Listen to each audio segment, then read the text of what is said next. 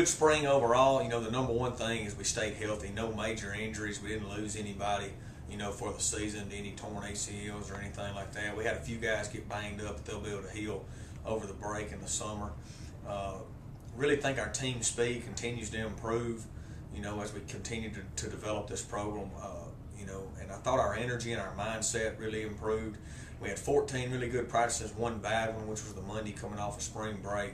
Really challenged them after that to make sure we don't waste a day, and I think we finished up strong. Had a lot of good competition in a lot of spots, and some that shook itself out, some that'll carry on over into the summer and into the fall.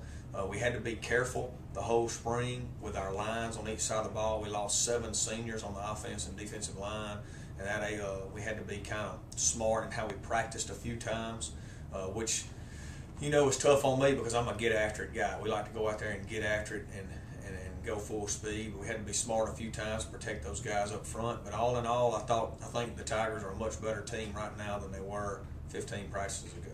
Well, you talked at the end of the spring game about how thin you were on both sides up front. You've just mentioned it here again. What are some players in particular that really stood out to you in the spring?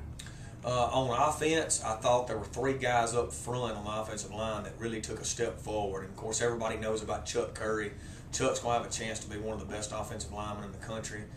We look for big things from him this fall. But 2 young guys that really stepped up and showed they're ready to help us contend for a championship was Skeeter Sellers at center and Taylor Burnett at tackle. Those guys really took the next step forward and showed they're ready to be big-time contenders and push for playing time and help us win.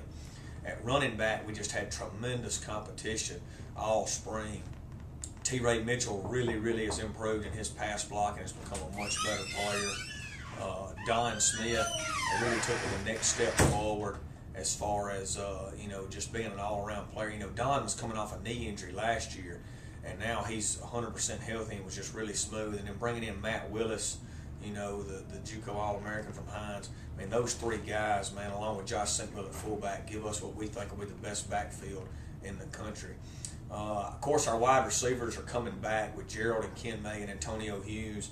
Thought Gerald and Ken May really were consistent all spring. They're going to both have a chance to be all-conference guys. Tonio's still struggling with consistency sometimes, but he's tremendously talented. We look forward, hoping over the summer he develops a little more consistency and continues to reach his potential. And then 3 other young guys coming up, Marcus Brown and Greg Hill and Kurt Amaker, really are pushing those guys along with Wes Munger, and we think we're really deep at receiver. At tight end, really didn't make the strides we wanted to make. Preston Penn's a young guy coming up that has gotten some better, but he's got to continue to get stronger and improve over the summer. What are your goals going into your first season as being the head man of this West Alabama football program? Defensively, had a lot of competition at safety. Brandon Walker, returning senior for us, wasn't able to go live because of shoulder surgery, but he's going to be back full speed in just a few more weeks. He was able to come out and take repetitions with us to make sure he's still up to speed on the scheme.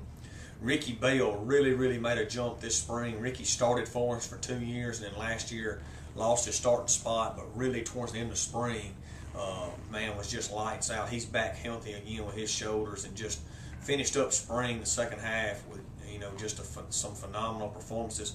Otha Foster, the incoming signee from Pearl River, was one of the highlights of spring ball. He may have been the best player on the field, a lot of times throughout the spring. Just a really physical guy that can run. Lindsey Spinks is a returning starter back there and had a good spring also. And so we've got some big-time competition back there at those spots. We got 3 cornerbacks that are all fighting, man. You talking about every day. And Derek Jackson, Chantrell Ford, and Brandon Tisdale. All 3 of them have started over 20-something games in this league, and they are fighting tooth and nail every day to see who's going to be the starter. So that's going to be great competition going into the summer and the fall. We feel like at linebacker, we're not quite where we want to be depth-wise, but our 3 starters, all 3 of them are coming back. Deion Lacey at Will, Gabe Poe at Mike, and Bryant McGowan at Sam, and they'll be as good as anybody in the country. They can fly. They love the game. They love to hit. Man, they're up here all the time studying film with Coach Henry, and we feel like, man, the future is really bright with those 3 guys. And, on the D-line, just not quite where we want to be yet. We've got some big-time signees coming in.